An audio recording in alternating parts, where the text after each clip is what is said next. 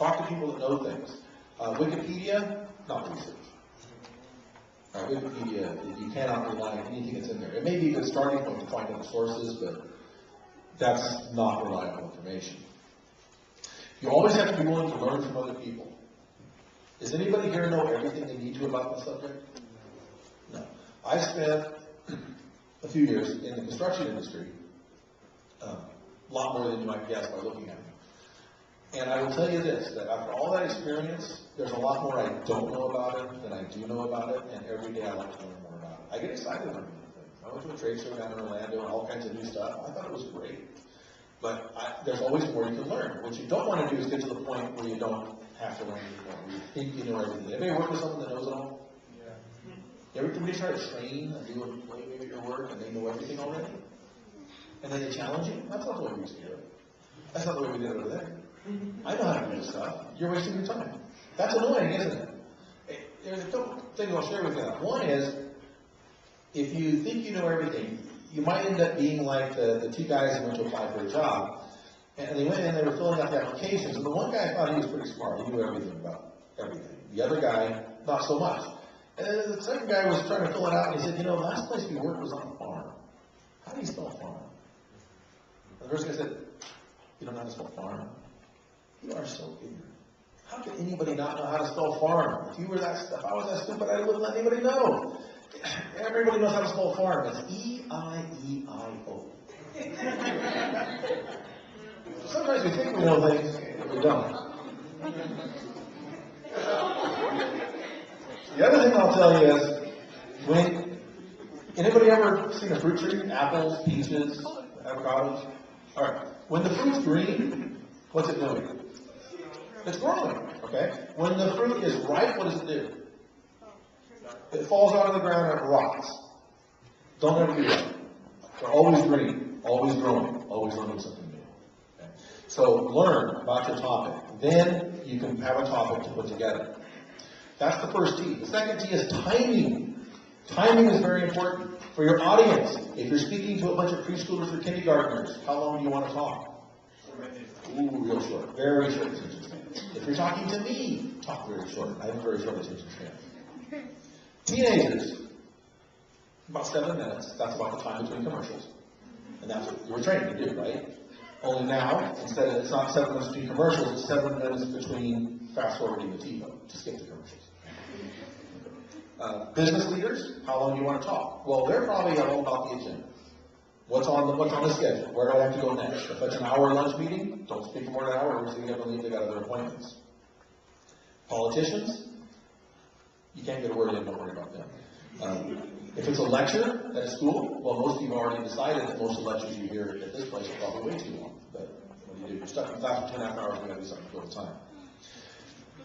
You have to judge the audience and what's the appropriate timing. Then look for the timing for the venue. Where are you speaking at? Is this a speech contest? It's going to be very tightly controlled. The timing is very tight, a minimum and a maximum.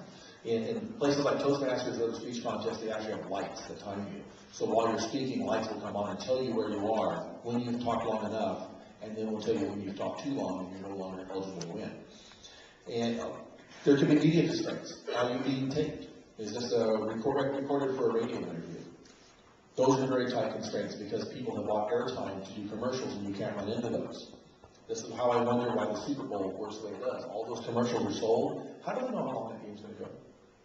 How do they know how many timeouts are going to be called? I'm heavily suspicious that it's rigged. That's what I think.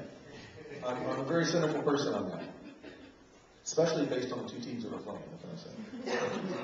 I actually am a fan of the team that has the smallest trophy case in the NFL. That would be San Diego Chargers. All right. It's very frustrating. Okay, what are the event guidelines? You may be speaking somewhere where there's an agenda. You don't want to step on the next person's toes. The tightest time constraints I ever had was I had an opportunity to appear at a couple comedy clubs down in Hollywood.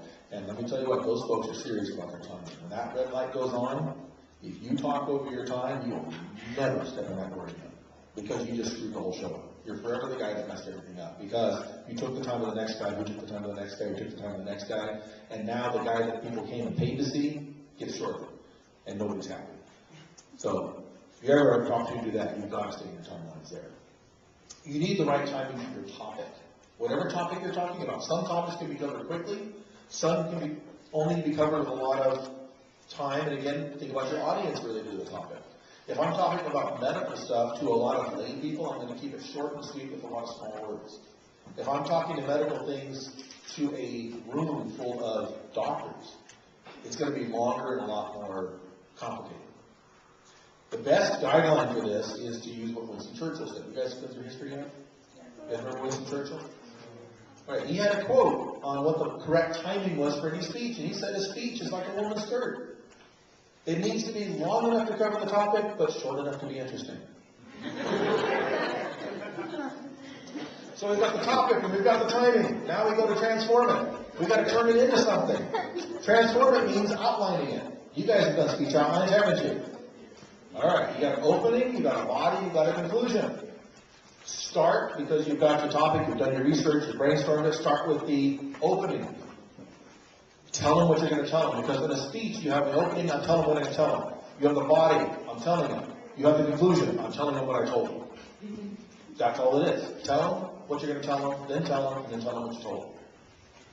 So with the introduction, you're going to set it up with some kind of a grabber. Use a shocking statistic. The statistic I like to use is that 78.4% of all statistics my speakers are made up on the spot. This morning it was 64.3.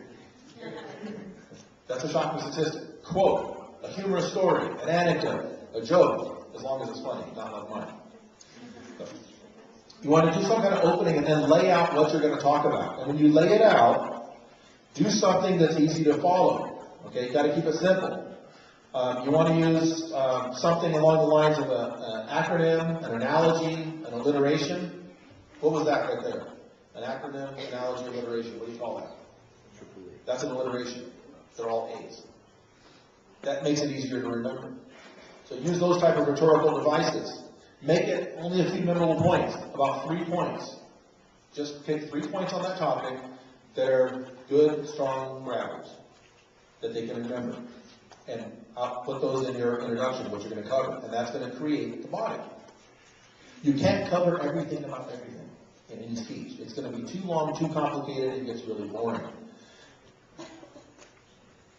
I will tell you that if a catchy opening that you could use would be, say, a question that stumps everybody, a riddle. When I was down in Orlando, I took a cab ride from my hotel to a hotel 45 minutes away where I could do a presentation. And on the way, the cab driver, he gave me a riddle. And he said, I'm thinking of someone who is my parents' biological child, but is not my brother or sister. Can you guess who it is? I thought long and hard. I couldn't figure it out. And I finally said, I'm stumped. I don't get it. And he said, it's me. I thought, well, that's pretty sharp.